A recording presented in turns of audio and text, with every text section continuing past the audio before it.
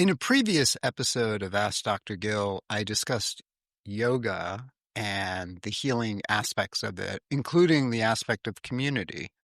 And I received some questions about that from listeners, and I want to dive a little deeper into the connection between yoga, co-regulation, and attachment theory. So stay tuned.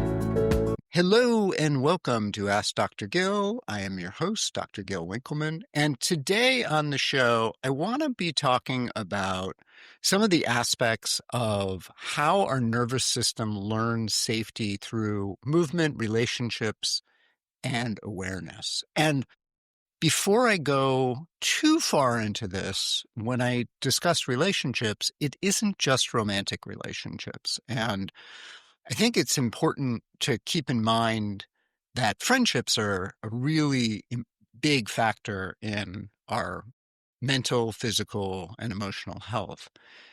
And that could probably end up being a separate episode, but I just want to have that. I just want you to have that in the background, in the back of your mind, because a lot of the aspects I'm going to be talking about today relate to that. And we're going to look at these important frameworks in terms of co-regulation and attachment theory and how they weave together in terms of healing anxiety and emotional dysregulation.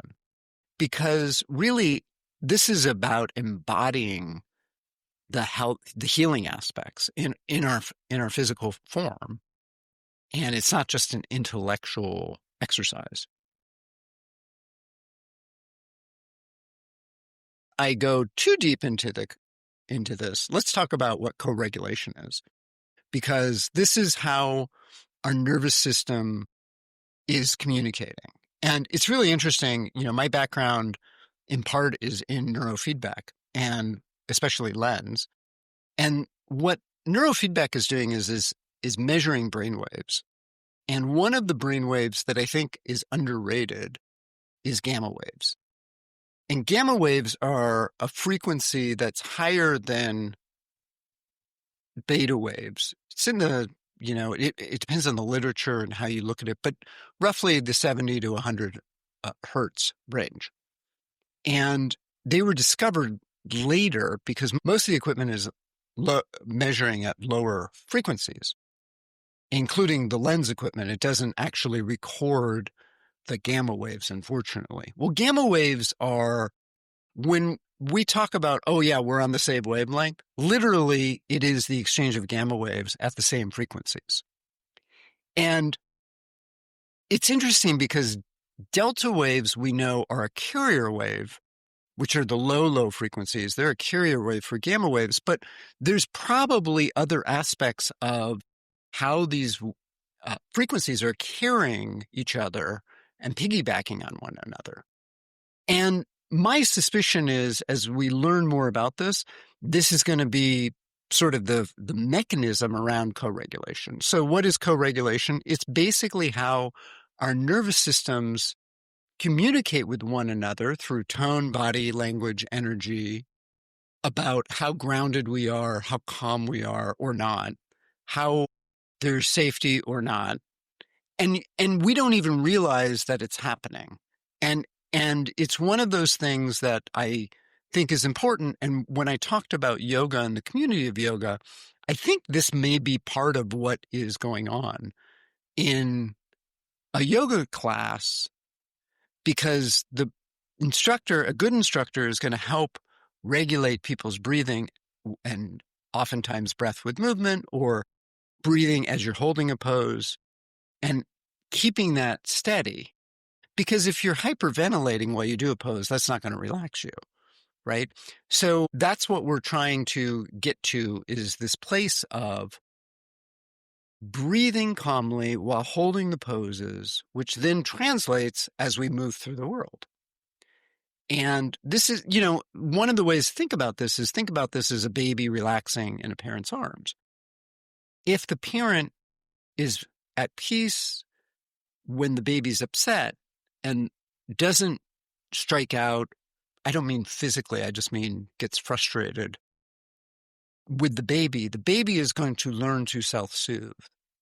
And that's where we're trying to get to as adults. But know that if you haven't gotten there, and I'll talk more about this in the second part of the show, that you can get there as an adult, even if you weren't modeled that as a child. So for many of us, we were raised by parents who weren't able to be calm when we were upset. And so we learned a dysfunction, if you will, in terms of how the nervous system is responding to situations. And oftentimes what happens is that people choose partners and or friends that mimic the early childhood rearing. I was actually talking to a patient about this a couple weeks ago, and how she chooses partners that she knows intellectually they're not good for her, but they're comfortable. And oftentimes what needs to happen first is to reprogram your nervous system so that you're not comfortable with those people, the people you know that aren't good for you, and you become comfortable with the people that are good for you. And I think often it really is a function of unfamiliarity. And the vagus nerve is such an important part of this. This is how the system responds and understands, am I safe? This is part of the polyvagal network. And I think I did a podcast about that some time ago. When we don't feel safe, we shift into fight, flight, or freeze. And that all depends on kind of your upbringing, right? So some people will go into fight, some people will run away, and some people will just freeze. Usually you don't do all three, but sometimes you do. And if you learn that over time, this becomes chronic. This becomes the chronic dysregulation. And usually that is a function of childhood and how you were raised, but not always. Sometimes it's part of how we're wired. I talked about that in the podcast about attachment theory. And just as a reminder about that, so attachment theory helps us understand how we learn to regulate and how we learn to relate to people. So if you're secure, you learn people are safe and your emotions can be shared. And that's easy. If you're anxious, you stay alert. You're always scanning for disconnection. And part of it in terms of co-regulation is if you're anxious and your partner, let me back up. If you're an anxious attacher and your partner is going through a problem, oftentimes the anxious partner becomes more anxious, even if their partner is secure, when the secure person expresses something that is going on with them. And that's not super fair to the secure person, right? But the anxious person heightens the experience that is going on for the secure person. Even if it's not that big of a deal for the secure person, it becomes amplified in their mind. Again, this is I'll say exaggeration, but for someone with anxious attachment, this may sound familiar. Likewise, someone who's avoidant might move away from emotion to stay safe. And so if their partner who's either anxious or secure is having a problem at that moment, the avoidant person may avoid the situation and not be there for the partner because they can't handle the emotional intensity. And the disorganized might do both at the same time. They may get close, they may run away because that's kind of what they do. And so in these situations, co-regulation can be very challenging. Now, if an anxious or an avoidant person is with someone with secure, attachment style who recognizes what's going on, then healing can occur, right? That puts a lot of work on the secure person, but it's also putting work on the avoidant or the anxious person, because they're having to be aware of what's going on in their body and then reprogram that. So this is where yoga and meditation can be very, very helpful, because awareness allows us to understand the visceral experience meaning what's going on in my body.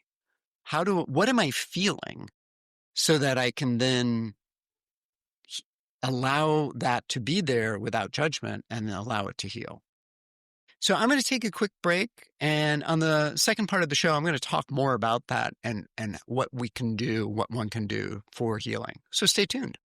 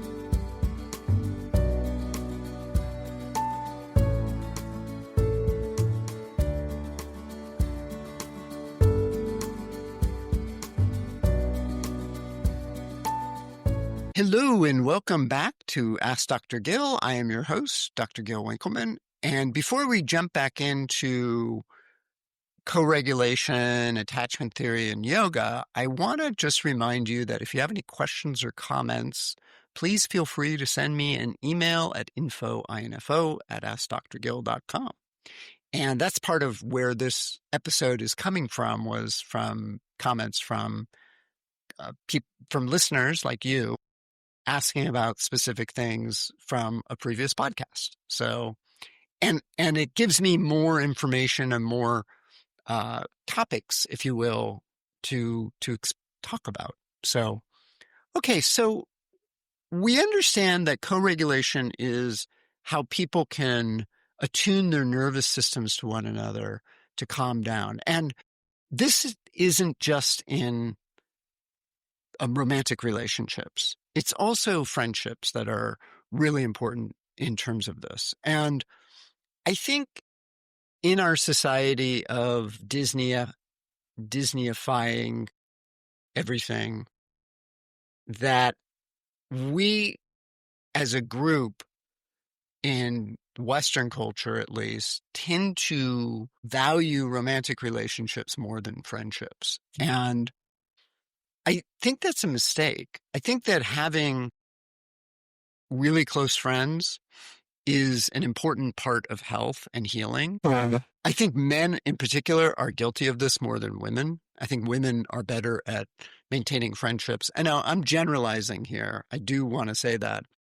I think this is partly a cultural thing, and how we have played the roles of men and women, if you will, in Western society, particularly in the United States.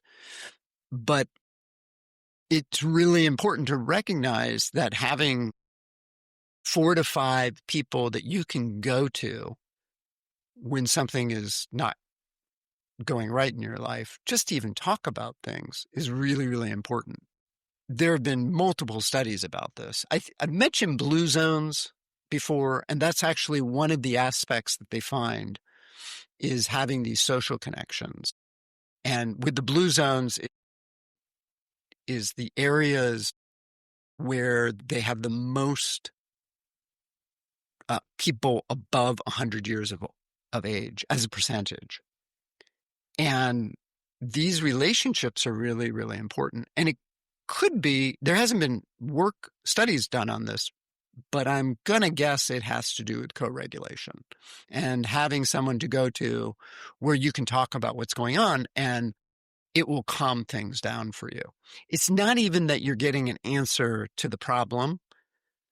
It's just the engagement with somebody that then you can kind of begin to move from a sympathetic to a parasympathetic state, right? So you get out of fight, flight, or freeze. Freeze is technically an unhealthy parasympathetic state, but you get out of the fight or flight into a healthy parasympathetic state where you can rest and digest. And this is where yoga comes in. It's not just about stretching, or building strength. It's about regulating the nervous system to experience safety and stillness. Oftentimes, we find that we fidget or we move around because we don't feel safe. And honestly, I think some of that has to do with ADD issues for a lot of people. It's not that they're ADD, quote unquote.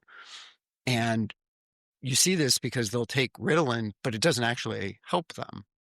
And the problem is they don't feel safe. And so a lot of the aspects of this a lot of the aspects of yoga allow for the body to move from that sympathetic anxious state into a more parasympathetic calm state.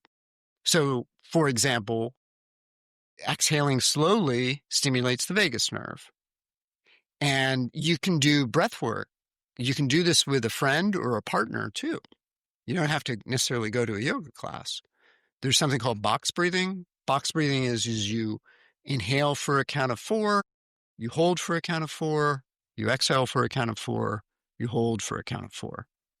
And 4 is just the number that is typically used, but it doesn't have to be 4. Usually that's enough time in terms of the hold, because a lot of people, particularly when you exhale all of your breath, holding for a long time is challenging for people, but it's actually helpful for kicking in relaxation states in the body. And that could be a whole other discussion. Don't want to go down that road just yet. So the other thing is that grounding poses like child's pose, for example, or happy baby or mountain pose, these bring the body into presence and they're very grounding for our system. They help us restore into a relaxation state, but not without collapsing.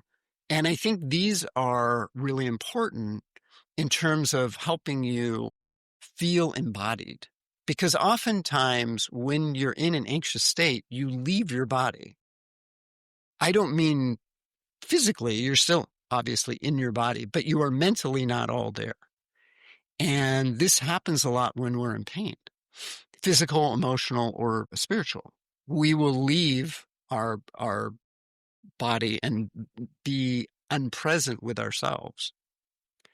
And I think that it's important to understand this because as you become more aware of your internal sensations, then you can bridge the gap between body and emotion. What's interesting is that emotions basically only last for 90 seconds. So if you can just be with that for the 90 seconds, whatever intensity is there, whatever the feeling is, and let go and not attach any thought to it, then it will go away on its own. And I think it's how we move from thinking about healing to actually healing. And this is really an important piece about this. So healing often begins with co-regulation. It's the ability to feel safe in the presence of another person. And as that grows, I think that then we can self-regulate more. And I think this is one of those chicken and eggs. You know, it's interesting. If you read through a lot of psychology texts, a lot of it is around how do you self-regulate? How do you self-heal? How do you not depend on other people? And I think the reality is that's possible only if you've had a secure attachment framework as your base growing up. And if you don't have that, I think you need to learn how to do both the self-soothing and the co-regulation. And it's not an either or situation. It's a yes and situation. So the goal is restoring flexibility in the nervous system. And over time, as you feel calm within yourself and with other people, this is when the healing begins. And whether you do it through yoga, through therapy, through neurofeedback, the goal is the same, which is to gain this flexibility and self-awareness so that you can feel safe in your life. So that's what I got for you today about co-regulation and yoga and attachment theory. You know, the thing about this is that we heal in connection. We heal with ourselves, with others, with our body, and within ourselves. And I think if you're struggling with trauma and anxiety, remember, it's not about trying harder. It's about letting go. It's about getting into a state where rest and digest, repair can happen. And you can learn more about this. Check out my website at askdrgill.com and feel free to reach out, send an email, or if you have questions, like I said. And thank you so much for listening. I really appreciate your audience and hope this is helpful for you. And I will see you next time.